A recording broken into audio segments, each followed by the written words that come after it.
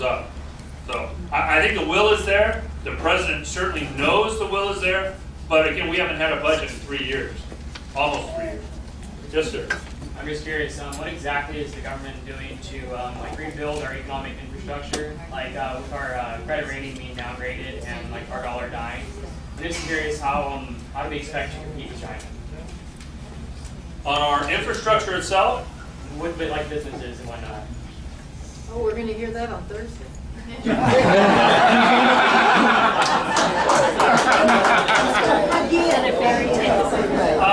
have money for infrastructure. I mean, money has come in, the gas tax, FAA tax. I mean, we do have tax money that has been collected.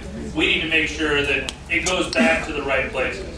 You know, before we start building bike paths, we need to build our roads. We need to fix our bridges. The highway bill is coming out soon.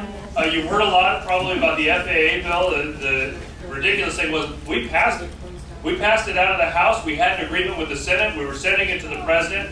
And then Harry Reid realized that, A, there was a union issue involved because the President did an executive order. And then secondly, there was, you know, he gets like $500, almost $600 per seat on rural airplanes that fly into Las Vegas, and so he didn't want to make the cut that we all made. Look, some of my rural airports get money too, but we can't afford the subsidy. So, you know, that's the type of thing that's holding up our infrastructure dollars that should be going out and being spent, and we actually should be creating those jobs today. Yes, sir. I'm getting tired of hearing all these jobs going out of the United States. Like he's appointed somebody to go to China and build jet engines over there in comparison with Boeing. We've got GE that's one over there. Why are we sending all our money over there plus our jobs? NAFTA, that's why. Why can't you guys shut the money down and say, we are going to keep the money here?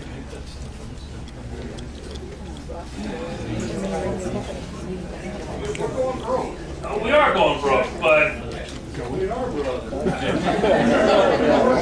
guys want to create here, maybe more taxes coming in and more revenue for the government. But it keeps going out.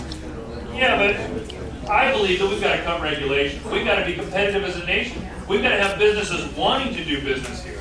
We shouldn't dictate to them that we are going to set aside a higher dollar amount paid at a more expensive rate just to keep the jobs here in America. We need to stretch our tax dollars as far as we can. We are cutting the regulations. We went out to businesses. We went out to businesses that are both here as well as businesses that have left the country and asked them why. What are your issues?